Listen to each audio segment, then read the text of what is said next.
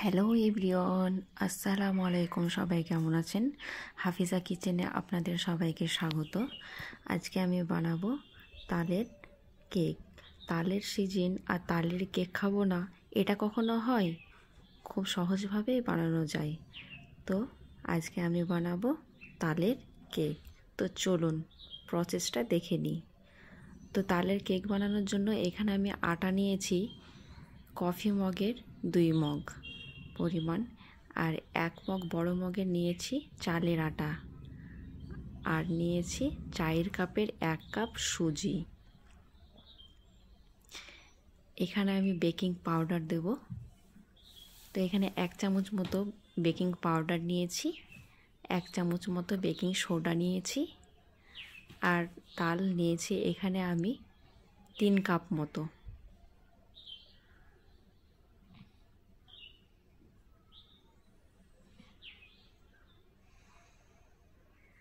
আর নিয়েছি 1 কাপ মতো চিনি।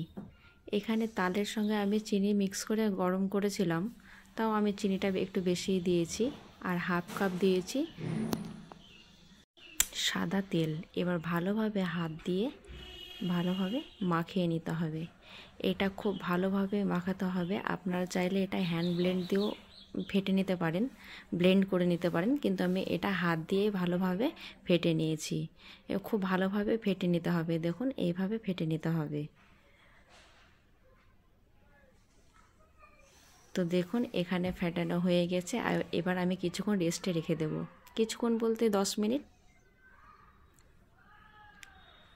তো চলুন 10 মিনিট রেস্টে থাক। এখানে আমি কেক মোল্ড নিয়েছি। এখানে আমি 2টা কেক মোল্ড নিয়েছি। এবার কেক মোল্ডটাকে একটা পেপারে বসিয়ে কেটে নেব তলায় দেওয়ার জন্য। তলায় যদি আমি পেপার দিয়ে কেক মোল্ডের, তো খুব ইজিলি কেকটা বেরিয়ে যাবে। তো দেখুন এইভাবে শেপ করে নিয়েছি। এবার একটা কাঁচির সাহায্যে আমি এটা কেটে নিয়েছি। এবার হালকা তেল ব্রাশ করে নেব। চারের সাইডটাই আমি তেল ব্রাশ করে নেব খুব ভালোভাবেই। তো দেখুন এভাবে তেল ব্রাশ করে নিলে ইজিলি কেকটা বেরিয়ে চলে আসবে, কেকটা ভাঙবে না।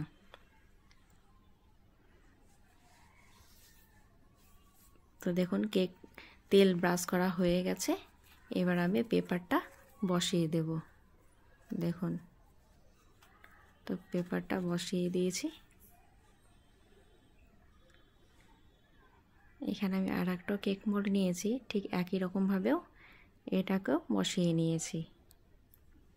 তো দেখুন রেস্টে 10 মিনিট রেখেছিলাম। তো দেখুন কত সুন্দরভাবে ব্যাটারটা রেডি হয়ে গেছে। তবে হ্যাঁ, ব্যাটারটা খুব লুজ হবে না, আবার খুব টাইটও হবে না, ঠিক এরকম হবে। তো আমি কেক মোল্ডে ব্যাটারটাকে ভালোভাবে সেট করে নেব। তো দেখুন একটু ট্যাপ করে নেব, কারণ যদি এয়ার বাবল থাকে তো বেরিয়ে যাবে। তো দেখুন ফাইনালি এটা হয়ে গেছে। ঠিক একই রকমভাবে আমি আর একটাও রেডি করে নেব। বাকি অংশটুকু আমি এই মোল্ডে দিয়ে দেবো। তো দেখুন হয়ে গেছে। তো আমি উপরে একটু তেল ব্রাশ করে দিয়েছি। তেল ব্রাশ করে দিলে কালারটা খুব সুন্দর আসবে, তার জন্য আমি তেল ব্রাশ করে দিয়েছি। ঠিক এরকমভাবে আমি এটাকেও সামান্য পরিমাণে তেল দিয়ে উপরটাতে পুরো ব্রাশ করে দেব। তেল ব্রাশ করলে কি হয়, ওই যে ড্রাইনেসটা থাকে না, একটা অয়েলি ভাব থাকে, আর কেকটা খেতেও ভালো লাগে।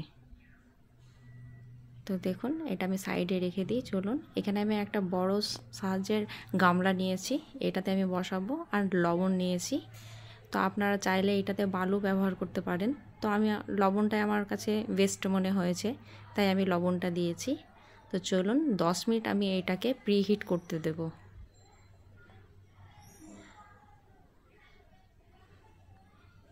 তো দেখুন এটা আমি 10 মিনিট মতো হিট করতে দেব। এটা হিট হতে থাক। চলুন আর একটাও রেডি করে নিই। ঠিক একই প্রসেসেই এই কড়াইটাতেও আমি বালু দিয়েছি, সরি লবণ দিয়েছি। লবণ দিয়ে এটাকেও আমি রেডি করে নেব। তো দেখুন অনেকটা প্রি হিট হয়ে গেছে। এবার আমি কেক মোল্ডটা বসিয়ে দেব। এটা প্রায় আপনার 50 মিনিট মতো হতে লাগবে। তো প্রথম 10 মিনিট আমি লোতে রাখবো, তারপরের বাকি 40 মিনিট আমি লো টু হাই রাখবো। তো দেখুন একবার আমি দেখাচ্ছি, এটা 30 মিনিট সময়ে আমি দেখাচ্ছি আপনাদেরকে। তো দেখুন আর একটুকু হবে। তো ফাইনালি দেখুন কালারটা দেখুন কত সুন্দর এসছে আর কতটা ফুলেছে, একদম ডাবল হয়ে গেছে ফুলে। তো এরকম আমি একটা পিক নিয়েছি, পিকের সাহায্যে দেখব। তো এই দেখেন পিকটা একদম ক্লিন বেরিয়েছে, মানে কেকটা পারফেক্টলি কুক হয়ে গেছে। তো আমি কেকটাকে ঠান্ডা করে নিয়েছি। ঠান্ডা করার পর আমি একটা থালাতে ঢেলে নেব। দেখুন এবার যে পেপারটা দিয়েছিলাম সেই পেপারটাকেও তুলে নেব। তো দেখুন কালারটা কত সুন্দর এসছে, একদম পারফেক্টলি কুক হয়েছে। তো আপনাদের যদি ভিডিওটা ভালো লাগে তো অবশ্যই লাইক কমেন্ট শেয়ার করবেন আর সাবস্ক্রাইব তো অবশ্যই করবেন। এখানে আমি আরেকটাও দেখাচ্ছি আপনাদের, দেখুন তো কত সুন্দর কালার এসছে। তো আমি খুব সহজভাবে দেখানোর চেষ্টা করেছি, তো আপনারা বাড়িতে বানিয়ে খাবেন। দেখুন কতটা সুন্দর কালার হয়েছে। এবার চলুন আপনাদেরকে কেটে দেখাই। তো দেখুন কত ইজিলি কেকটা কেটে গেছে, আর দেখুন একদম জালি জালি হয়েছে, কতটা স্পঞ্জি হয়েছে খালি দেখে নিন। তো আপনারা ভালো থাকবেন, সুস্থ থাকবেন। আল্লাহ হাফিজ। আর বাড়িতে এইভাবে বানাবেন।